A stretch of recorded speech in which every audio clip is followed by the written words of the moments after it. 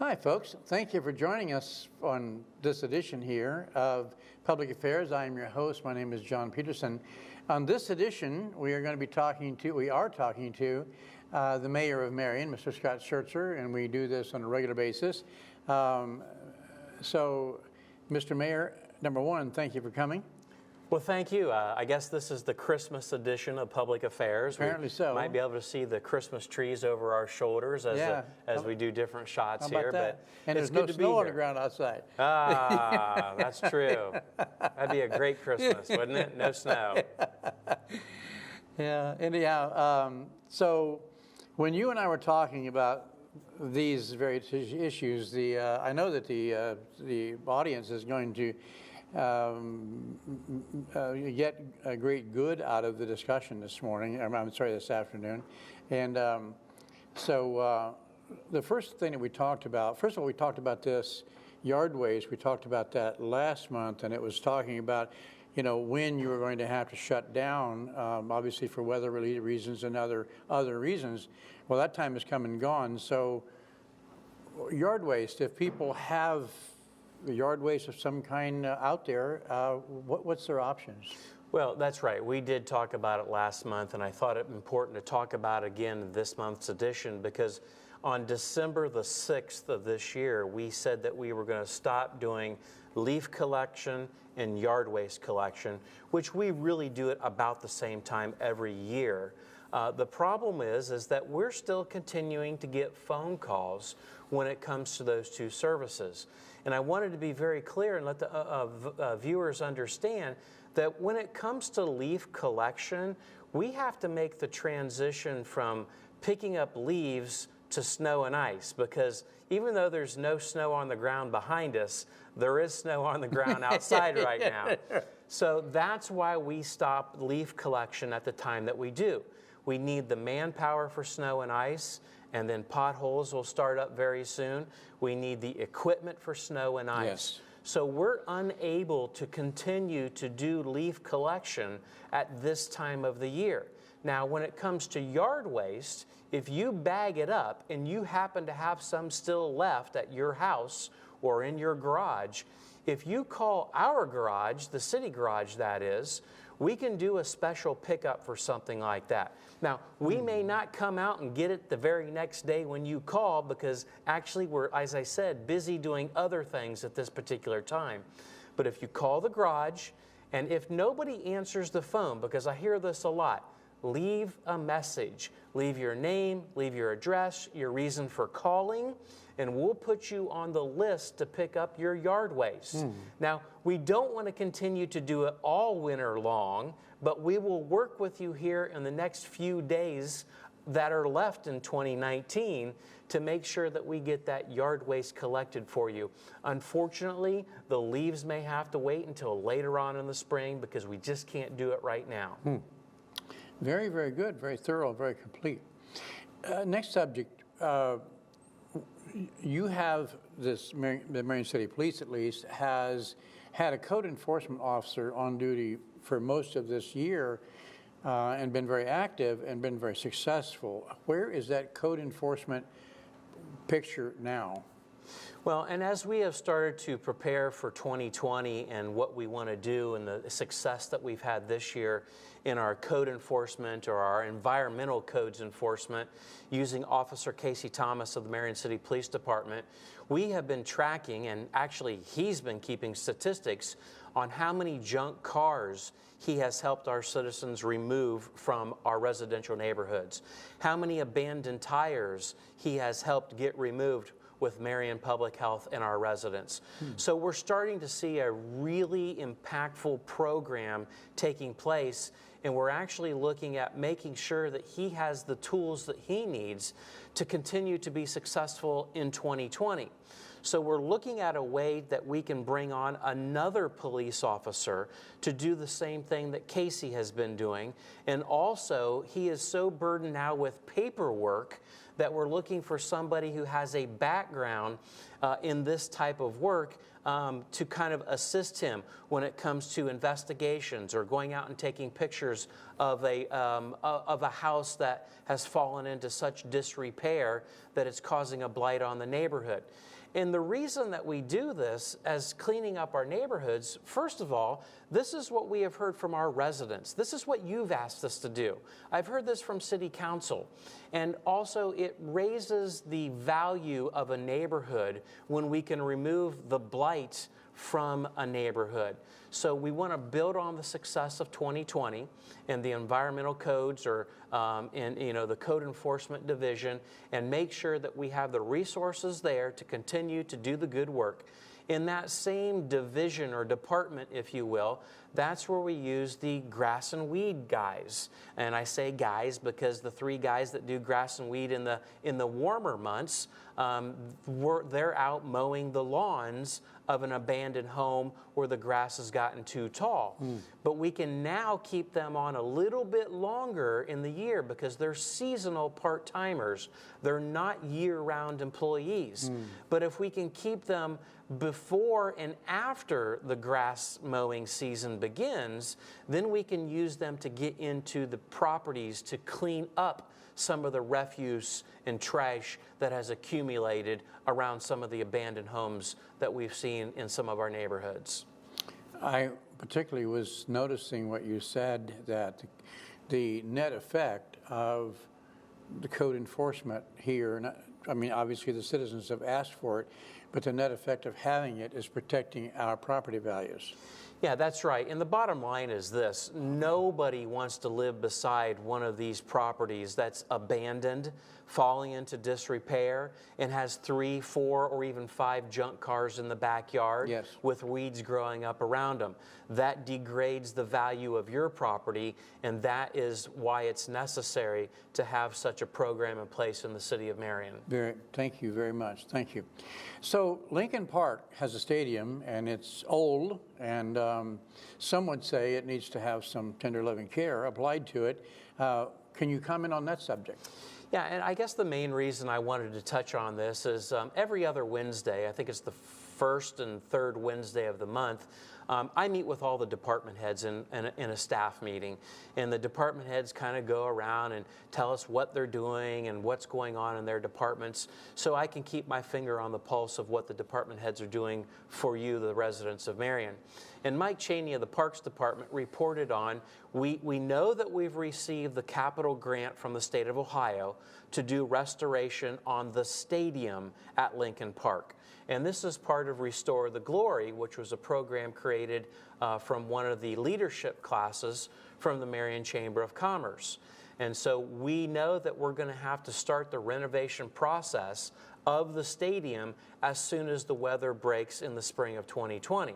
Now, the best we can tell that stadium was erected during the Great Depression, and it was a public works program. Wow. And so probably around 1937 is our best guess. Wow. We've been unable to really find any documentation that tells us when it was actually constructed. But it's an important part of Lincoln Stadium, is important in part of Lincoln baseball complex in Lincoln Park. So again, this $400,000 grant will just preserve the stadium itself. We won't be able to do the kind of work on the ball diamond that we initially wanted to. So we're going to have to put that off for another year or so as we preserve the stadium at Lincoln Park. Very, very well. Very good done.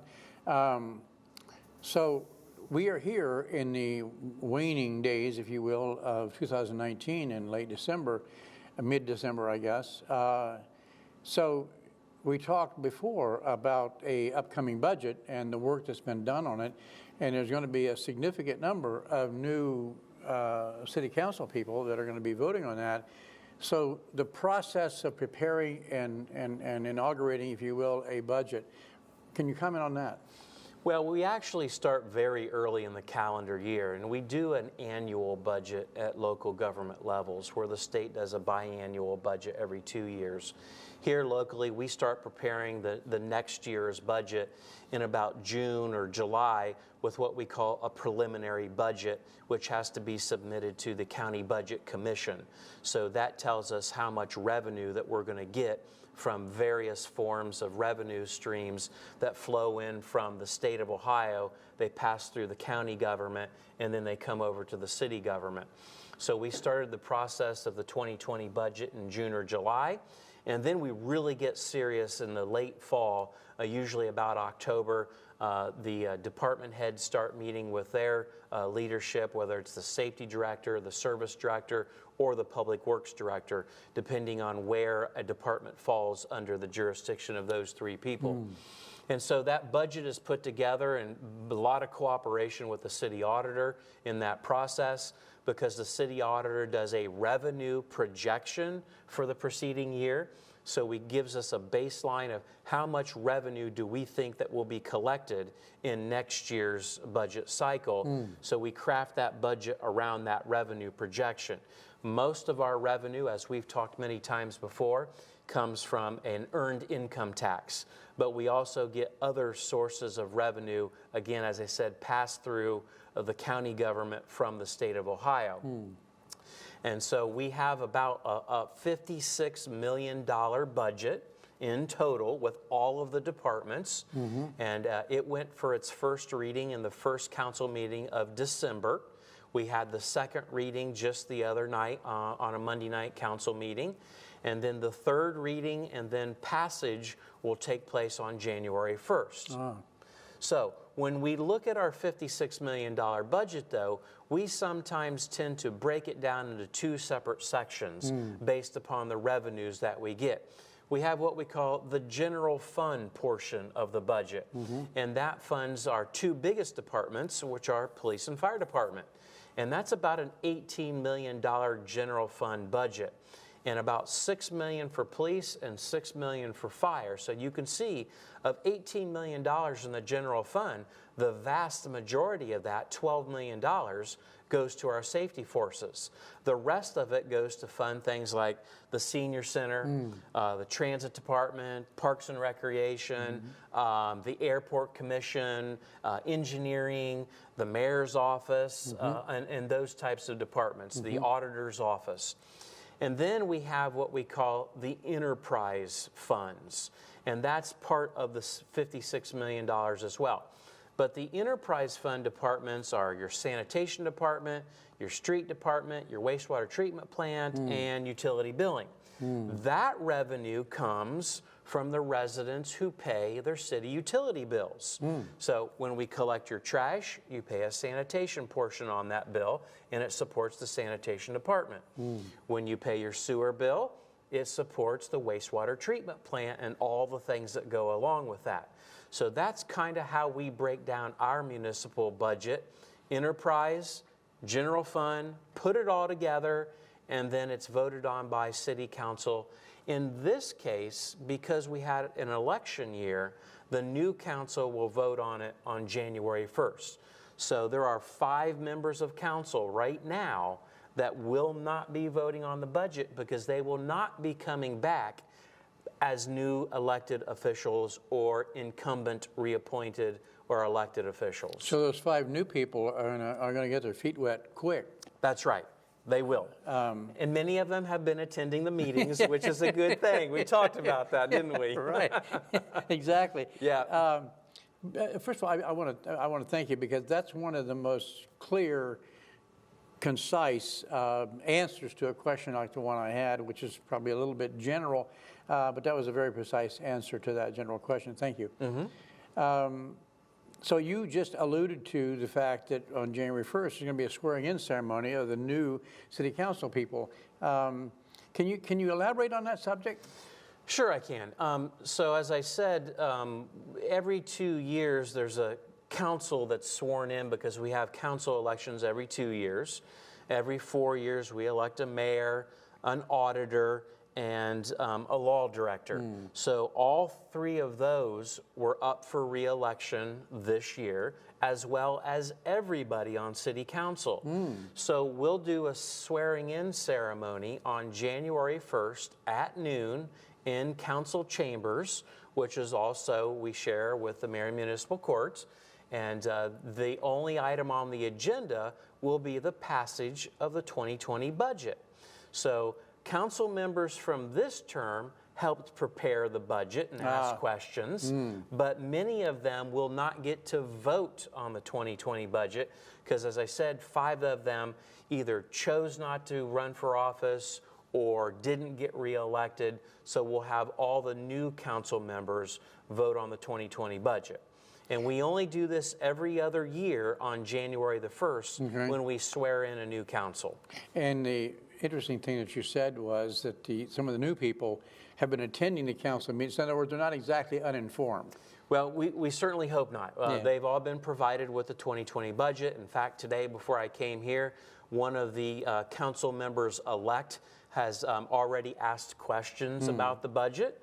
And we're attempting to get the answers to any council member-elect that may have questions on the budget about why something, a line item has gone up or a line item has gone down. Yeah. It could be because of pay raises. Many of our pay raises are because of our bargaining units. It's a negotiated contract. Yes. Our insurance costs for city employees only went up 0.65%, which is phenomenal. Yes. So there'll be a minuscule increase in our health care costs.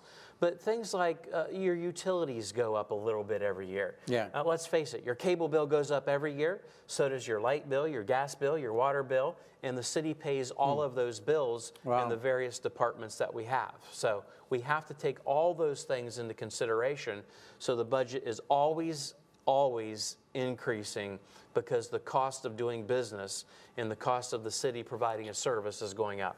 Well, we have, my understanding is that one of my friends, Tom Robbins, is retiring, and I mean, I'm grateful that he's going to be able to take some time off and get on with the next phase of his life. But he has done a remarkable job, and he's been a public service for a very long time. Comments? Yeah, there's no doubt about it. I'm going to really miss Tom Robbins as the safety director for the city of Marion. Tom Robbins will be wrapping up his career for the city of Marion, a 45-year career. He started off as a lifeguard at the Marion Lincoln Park pool. He worked in the Parks Department. He was a dispatcher for the police department, a patrolman, a sergeant, a lieutenant, a captain, a major. And then when he retired from the Marion City Police Department, I asked him to come back on board. And for the past 12 years, he has been the city's safety director. And another thing that I'm going to miss is not only his experience, but the wealth of institutional knowledge this man brought to the table. Most residents will never understand after 45 years how much he knows and understands about municipal government. And it even goes back further than that, because people may remember that his father served on Marion City Council in the 60s and 70s. And as a young man, he remembers those days. So that institutional knowledge goes back 50, 60 years. Wow. And that is good. It was good in helping me make decisions, understanding the past so we don't repeat the sins of the, in the future. Yes. So I will miss Tom Robbins. I wish him all the luck in the world in his retirement, and he will be very hard to replace. Wow. Big shoes to fill. Yes. So we have at this time of year, we have had and continue to have a lot of Christmas activity in the city. Can you comment on that?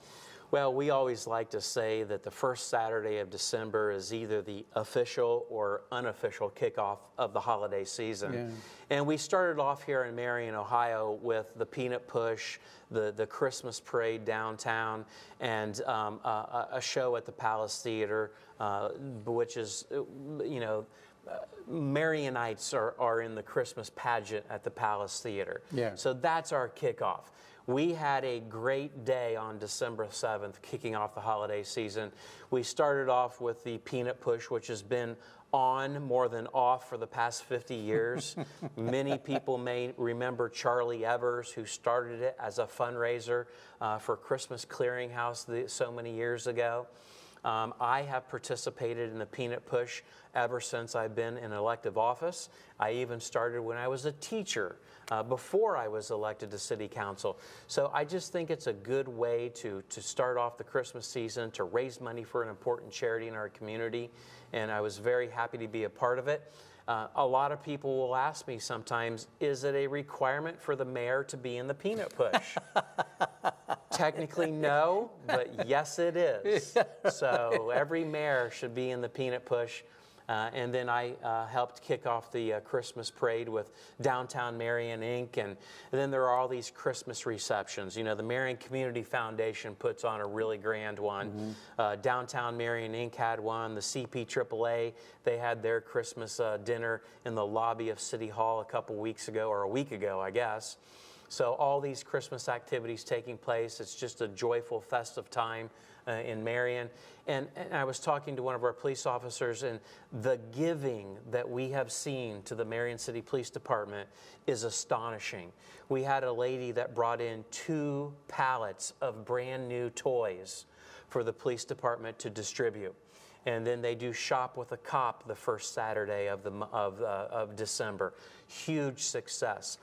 Somebody dropped off anonymously a $500 check to the Marion City Fire Department and wanted it to be used for a family here in the Marion community to have a better holiday. And that's the kind of giving that we see in our community during the holiday season. And it just warms the heart to see that. I'm very glad that we have the opportunity, you and I, to talk about this subject. Those are the kind of things, you know, that the positive things do not get much airtime, so I'm grateful to you for that. So we're in this Christmas season. Obviously, that's going to affect Christmas hours. And so can you brief us or inform us on what changes there will be? I will do my best to brief you, but I always want to start off during the holidays, regardless of what holiday it is. If you think that you're going to need the services of city government, please call first, especially around this time of year, because a lot of our employees will take vacation time. Yes. They'll take off early to prepare for their holiday seasons with their family and friends. So Monday, December 23rd, which is next Monday, normal business hours in city government. Tuesday, December 24th, you better call ahead, because some departments will be open and some will be closed and some will be closing early on Christmas Eve day. Yes. Obviously, December 25th, Christmas Day, we're closed. And then the 26th and 27th, back to normal hours for the remainder of that week. But then the next week, a similar scenario. Monday, December the 30th, normal business hours. Tuesday, New Year's Eve day, we could have a modified schedule in many of our departments. And then obviously January 1st, New Year's Day, we're closed. And then January 2nd and 3rd, back to normal business hours. So with all that being said, if you need the Marion Area Transit, if you go to the Marion Senior Center, if you're looking to pay a city utility bill, if you need the services of the city auditor, the city engineering department, call ahead first. Now, the city auditor, the city law director, and the Marion Municipal Court, those hours are set by those elected officials. They try and stay close to City Hall hours. City Hall is not officially closed except for Christmas Day and New Year's Day.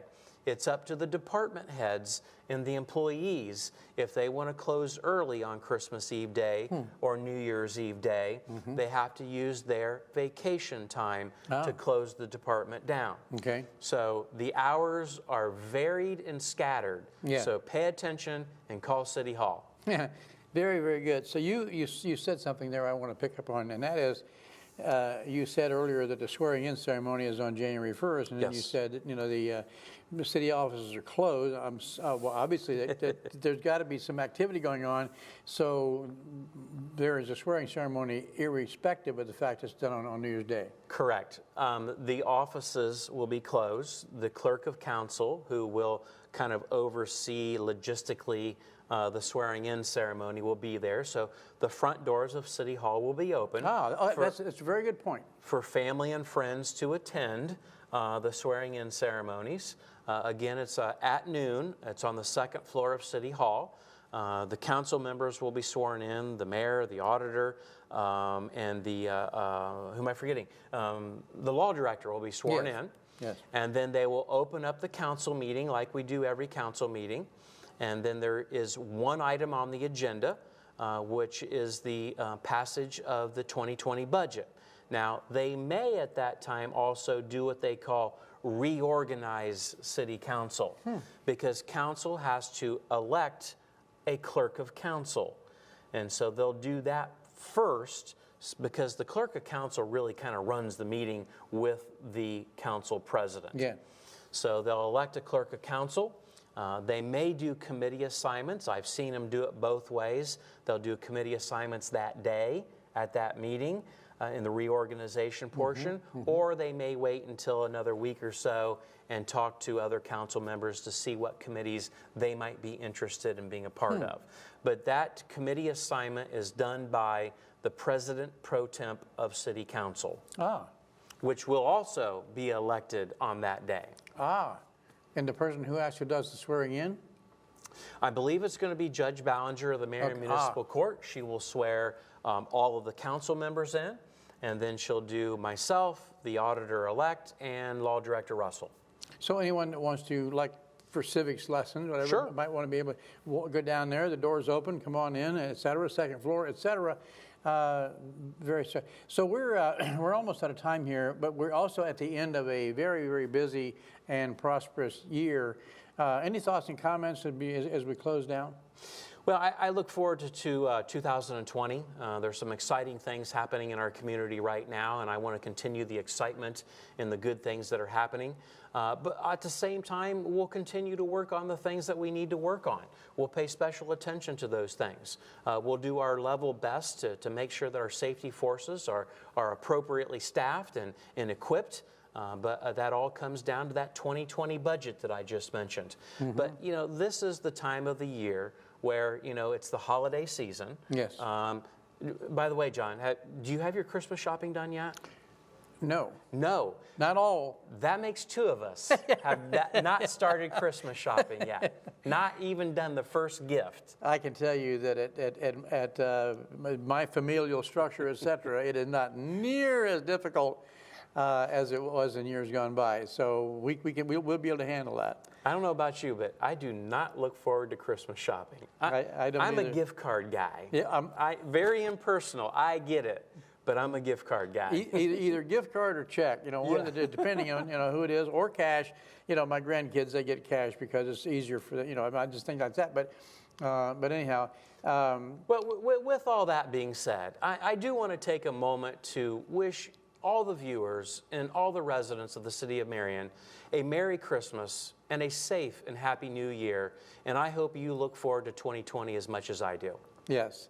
And folks, we thank you very much for joining in here with us, because you're an active participant in these proceedings as well. Again, I thank you. I thank you for joining us here. I am, again, your host. My name is John Peterson. And from all of us here at Public Affairs, I would just like to say thank you for joining with us here. And at the close of this 2019 year, I hope it has been so good for you, and Merry Christmas to you. And again, Happy New Year to you from all of us. Thank you.